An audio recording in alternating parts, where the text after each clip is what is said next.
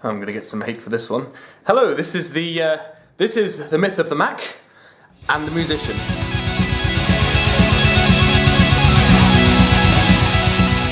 And what on earth do I mean by this? Well, there's a bit of a myth that goes around a lot of musicians that says if you want to do anything music-wise on a computer, you have to be using an Apple Mac. In this video, I want to sort of disprove that myth. And even though they are still good computers, and they do have a lot of great music software, and hardware support as well, that you don't have to buy one of those in order to do a lot of music work. For example, this is the computer I use to do all my music production. So that's recording, that's sequencing, that's mixing, mastering, and that is also composing. Let's dive in. So before we go any further, let's do a little bit of housekeeping. Now, firstly, this isn't an attack on the Mac itself. This isn't an attack on people who do use it for music production because, you know, if you go around a lot of music studios that they're using them, they're obviously very capable of computers and they do the job well. This is also, for me, for the most part anyway, we're going to be using a lot of anecdotal evidence. So it's going to be actual experiences I've had with them compared to using other PCs and how that's sort of held up for me.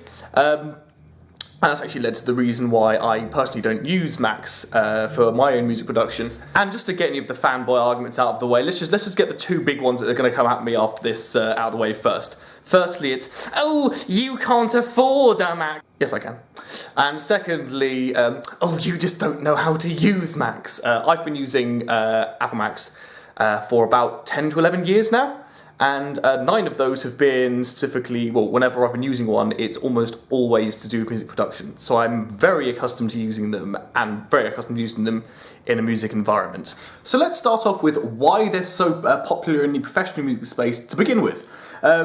In the late 90s, early 2000s, when computers were becoming much more and more common in professional recording studios, the Macs just sort of seemed to take off. A lot of music software was being developed specifically for them. Now, this hasn't always been the case.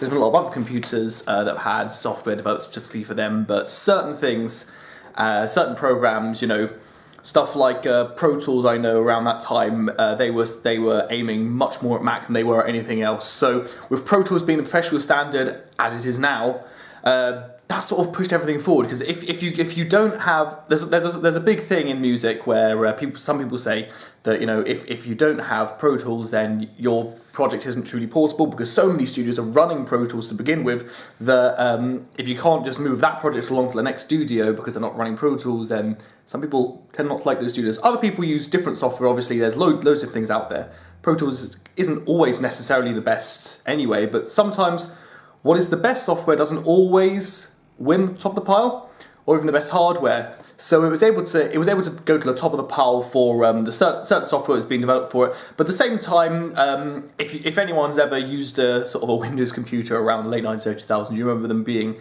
not as reliable as some other products. And I know the Macs back then were, for the most part anyway, a bit more reliable than a lot of the Windows counterparts. So it just became a tool. If you think about it, there's a difference between how a home user uses a computer compared to how a professional who needs it for certain tasks would use it. And in the case of music production, you want it to be as stable as possible. Because if your computer goes down for whatever reason, and say it corrupts the work, although Macs aren't completely out of doing that, more on that later, you don't want, say, the whole work to be corrupted. Say, if you're a professional studio owner, you don't want your client's work to get corrupted, you don't want the whole project to go, it'll cost you time and it'll cost you money. You need it to be stable. And all these things sort of came together to give a lot of studio producers and a lot of musicians almost a perfect package back then. Mac wasn't always at the top of the pile. I know that at least for hobbyists and other things like that, I think some of the Atari or some of the Commodore computers that came before, sort of in the 80s and maybe the early 90s, they were quite popular for certain musical production tasks, but obviously, you know, neither of them are really being made anymore anyway. So that's why it became really popular to begin with, and, you know, they're still being used to this day. However, that was then.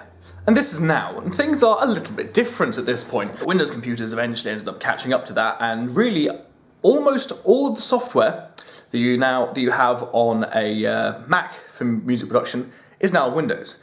The big exception to this, and this is something that I know keeps a lot of people on Mac, which is fine if that's what they prefer to use as their DAW, is Logic, which is pretty good. We're going to get more onto Logic in a bit. But, you know, you've got your big you've got your Cubase, you've got your Ableton Live, you've got Pro Tools. Obviously, we have notation software, of course. We have things like Sibelius, we have things like Guitar Pro. I think Finale is on there as well. Everything you can get on one, you can now get on the other. Now, a point that I hear being argued, which I think is being argued from the past and not from the current thing, or not from the current perspective, is that they always run more stably on Macs. Now here's where the anecdotal evidence I was talking about earlier is going to start coming into place. For me, honestly, they haven't. About 3 years ago when I was at university, they had a load of Mac Pros, the proper big, powerful Mac Pros. And I didn't have this computer back then, I had a pretty piddly little PC. It was a HP Office PC that I'd sort of changed some of the parts out to try and make it more powerful. It was only running 32-bit Windows as well, so it wasn't exactly doing too well. And there was a version of Pro Tools on that we were using at university, and it was really great. I loved using it, and so I got myself a copy of it on my computer. And I kind of expected it to run worse because my computer was severely underpowered compared. And the big thing where it would suffer, and the same thing would happen with Sibelius, which I also got a copy of, was in the RAM department. Being 32-bit, I could only have a maximum of 4 gigs, even though really my computer only liked to recognise 3.5, which was quite annoying. So jumping back onto Sibelius for a second actually, if I wanted to have the full-on, full-fat Sibelius sounds for full orchestra, my computer couldn't handle it. So I had to use the light sounds, or I didn't have to go down to MIDI luckily, but I had to use the light sounds. And they both ran, to begin with, they both ran fairly equally. So the Mac Pro compared to mine. The Mac had a lot more on it. They paid for loads of plugins and virtual instruments and everything else, and there was loads more on it. It was top professional stuff. It was really fun to play. I missed being able to go over into their studio. It was so much fun. However, from my perspective, it was a lot less stable.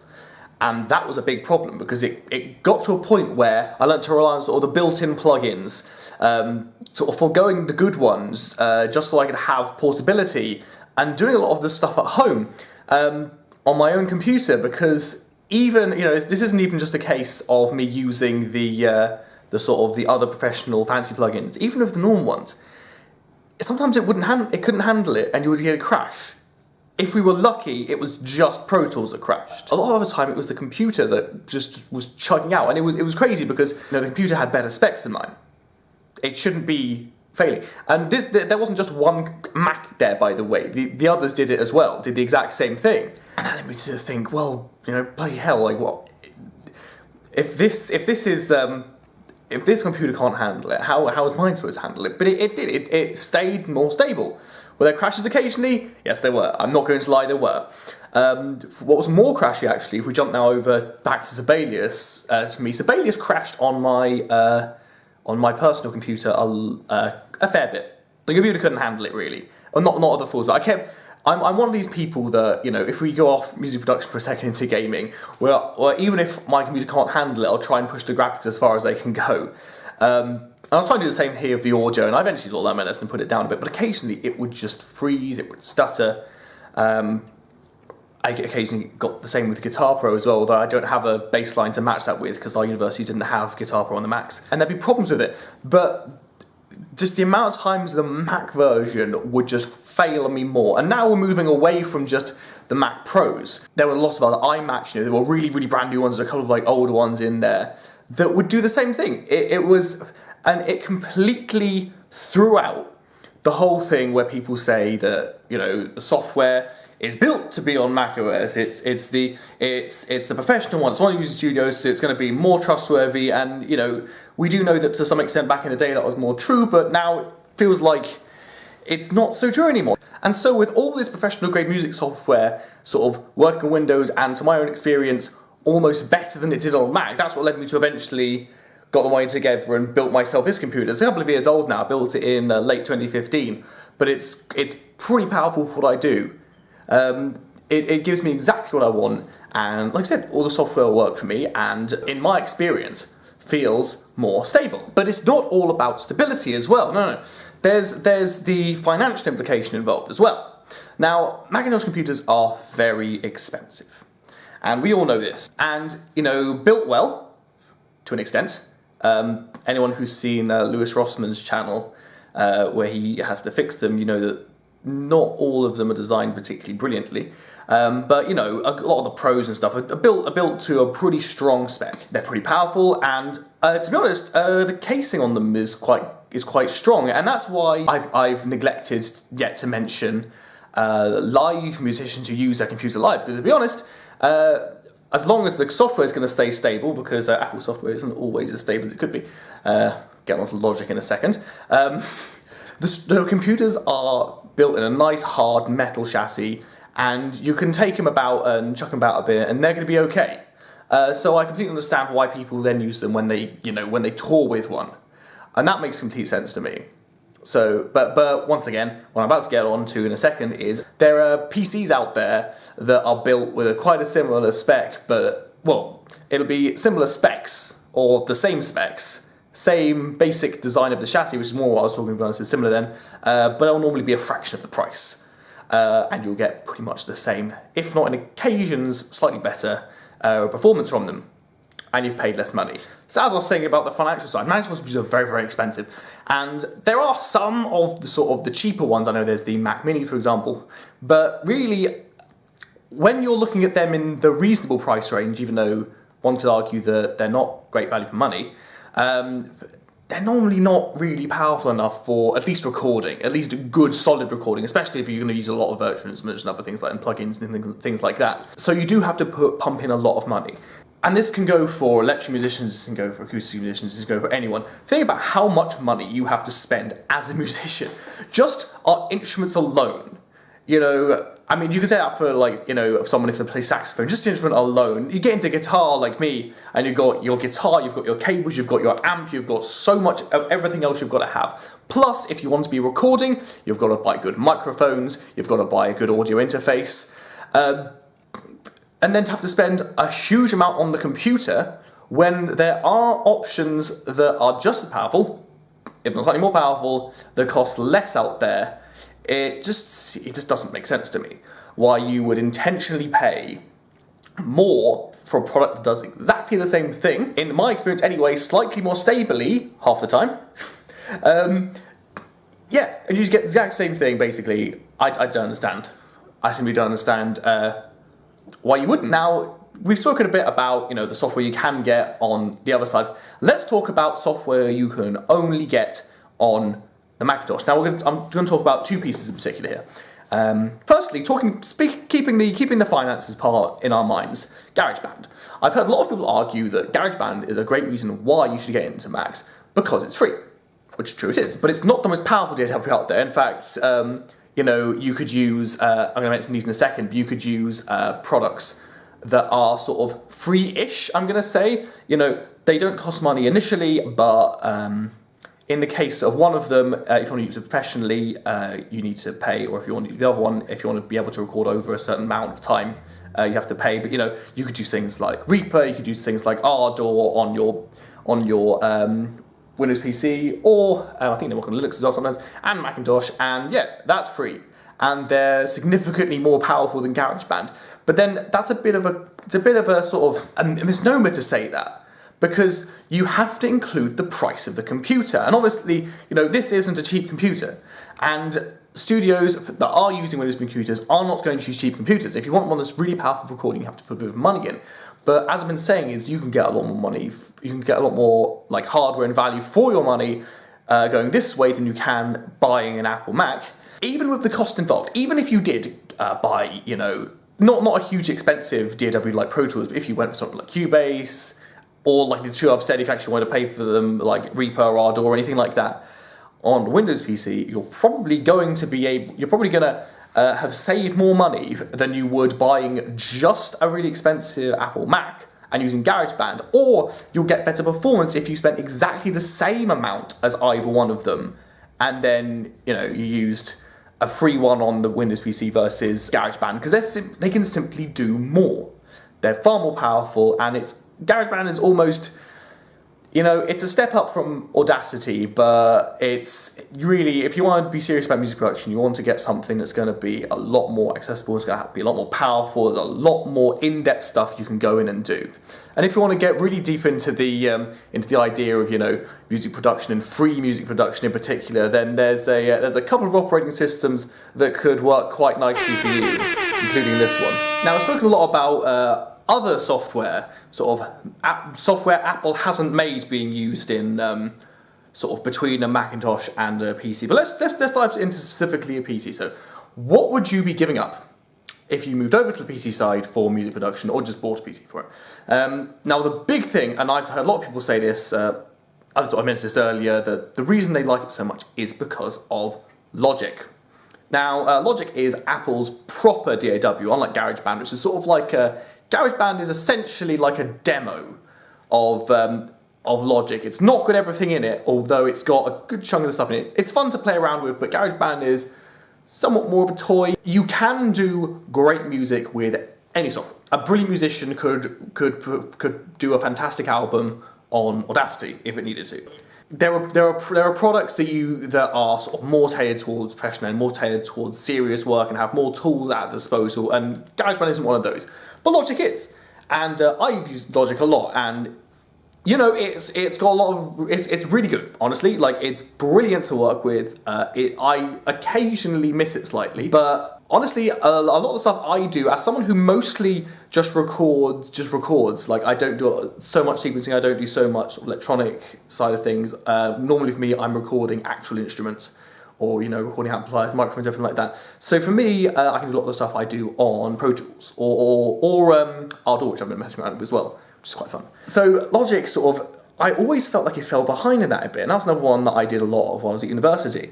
And it did the job really well, but it never quite felt as great for that side of the production as Pro Tools did.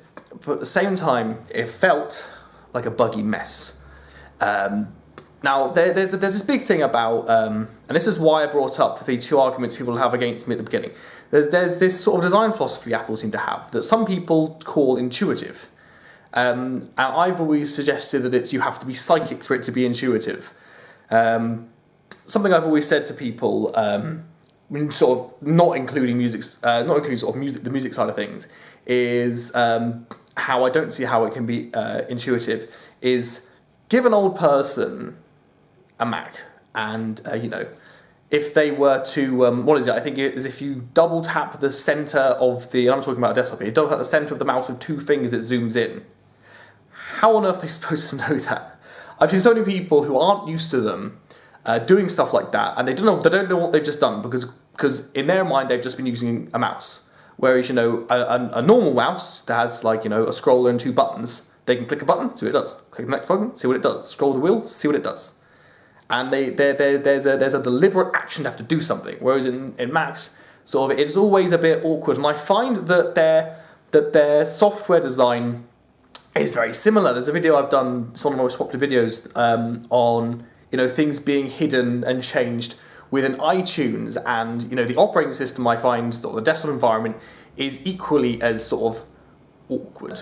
And I found the same thing with Logic, where I would have to, when I first started using it anyway, I'd have to look at, I'd be doing something.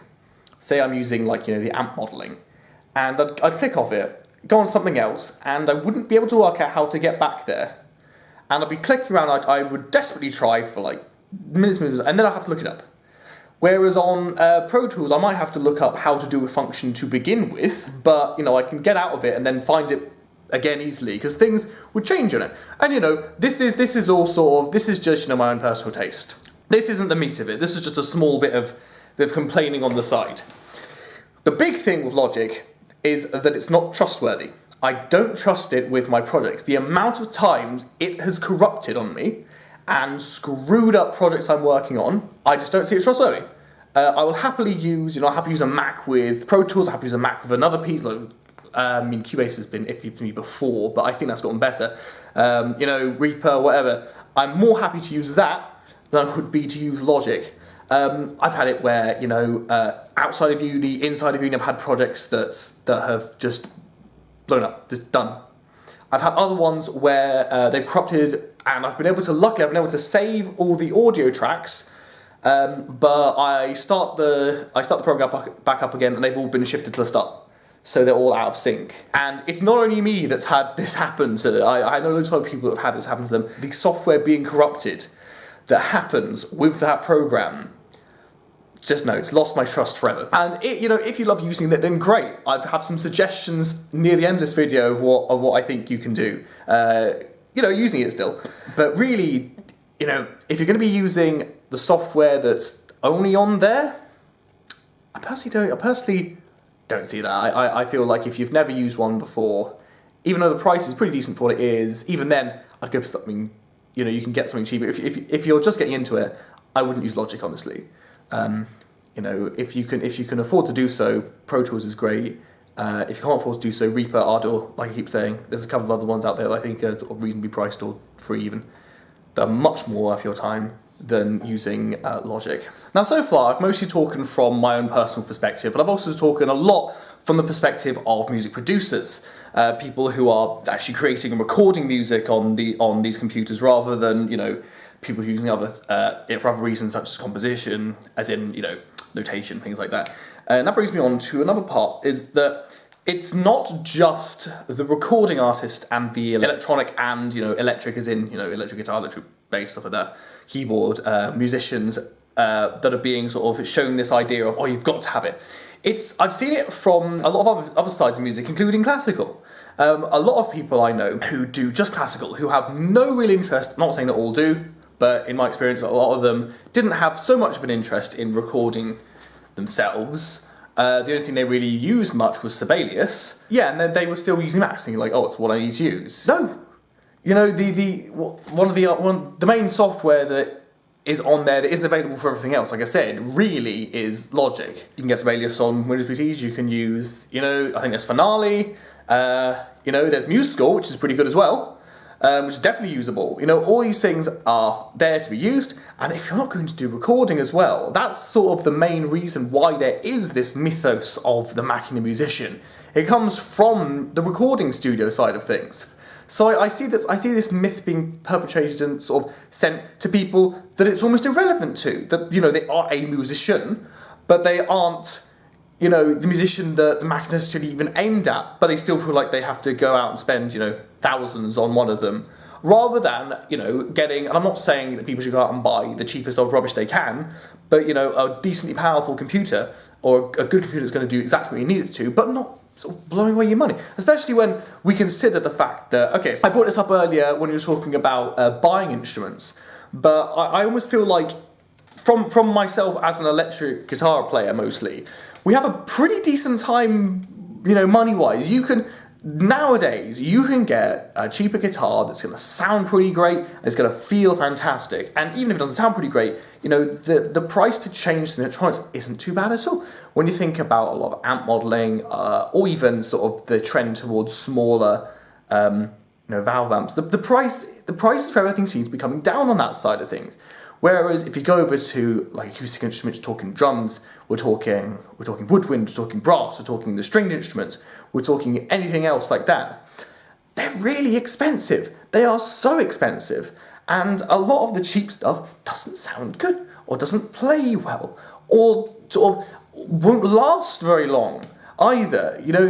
Especially if you're sort of an electronic musician, so you're using a computer for a lot of stuff, or if you're like a contemporary musician, playing, rock, pop, things like that, you don't realise how bloody expensive all the other stuff is. We can go out and spend thousands if we wanted to on things, but we can do a lot better at the lower price range than they can.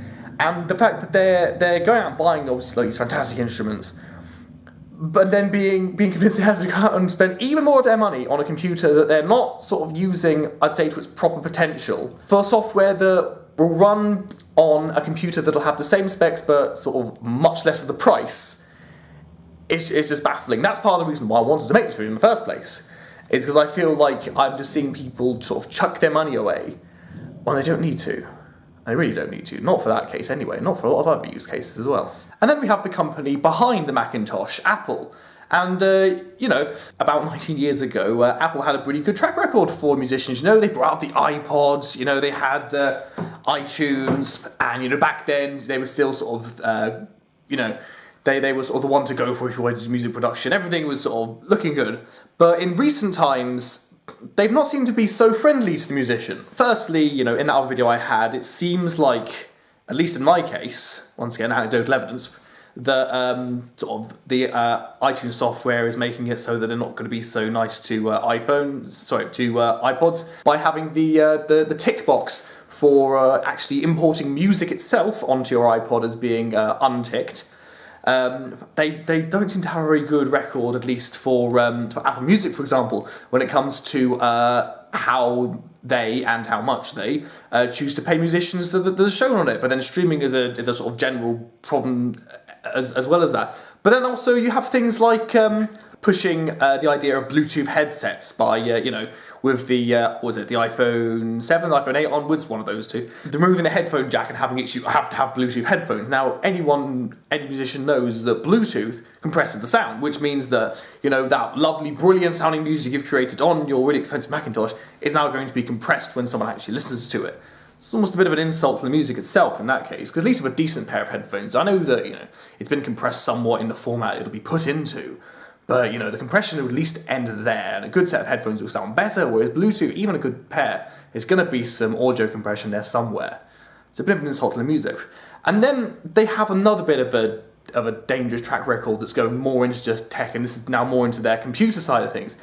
Their hatred of people sort of being able to upgrade and repair their own hardware. I mean, in America right now, there's a big, right to repair movement, and a big way of it is pushing towards, Apple's aggressive tendency to not want people to be repairing their hardware. What people used to do is they'd buy a Mac, and then if they'd need to, they'd swap the RAM, for example. They'd upgrade it. They'd make it more powerful. I know people who are still doing this with the older sort of the tower base, not the sort of rubbish bin based Mac Pros, and they're trying to keep those up to date and give them the powerful hardware as they possibly can, because you could back then, and that was them being a friend to the professional, a friend to the studio. That if your computer needed something added in, you could go and add it in. Boom, you've got it. Brilliant. Now, not so much. They don't seem to like that idea. Take it like this. If you've not if you've not been following tech very much. Say I have a Stratocaster, right? And a pickup breaks, or I just don't like it. Imagine if, Fender did everything they could to make it just as awkward as possible to change that. Luckily, they don't. They follow Leo Fender's design philosophy of a good instrument being one that's it's easily repairable. And so in the case of Fender Stratocaster, all I need to do is just unscrew the scratch plate and just pop the old pickup out, solder a new one in, done. Far more difficult on an Apple product, which sort of, in my mind, puts them as being, just someone I don't want to invest in, a company I don't want to invest in, especially not when it comes to having to buy a tool that I'm going to use, to make my living, or just simply to make music, just to make my art from. It's not what I want to. It's not what I want to do. Let's look, however, at why you'd want to use one in today's day and age, the benefits, and how I think you can use one most intelligently. There's a good couple of reasons. One is logic. Like I said, I personally don't trust it, but a lot of people really like it, and it's a good piece of software. So some people, they swear by it. That's their reason. That's fair enough. Another would be you simply enjoy Macs. There's nothing wrong with that. If it is the computer that works for you and the workflow of that is what gets your work done, go for that. Brilliant. Although, there's like one or two alternatives that give you the same thing, but if you like that one, go for that one. And then there's also you've already got one. If you've already got one, brilliant, keep using it. It'll probably do the job just fine. You might want to consider this video when you do, if you do upgrade. But yeah, you can do that. Now, something I just wanted to talk about quickly was upgradability. I touched a little bit on that in the last bit. Now, a big plus to the traditional PC compared to sort of how a lot of Macs now are is, apart from the fact that I built it myself, pretty much anything can, I can upgrade it anytime I want. I can upgrade any component. I can upgrade the CPU, I can upgrade the RAM, I can upgrade, anything I like. Stick loads more hard drives in there, go for it. That's not so much of a luxury you get with Macintoshes, apart from if you were to build a hackintosh. Now, if you're not aware of this, a hackintosh is essentially where you build yourself a PC, has to be from compatible parts. It can't just be any old thing. And this is to do with sort of, obviously, Apple only designed their operating system software to work with certain components because it's the only ones they tend to use anyway. But yeah, you could build yourself one of those, put macOS on it, and enjoy anything you like doing on there music-wise, just fine. But you then do have the upgradability path. So you're meeting it halfway, or having your cake and eating it. You get to have both.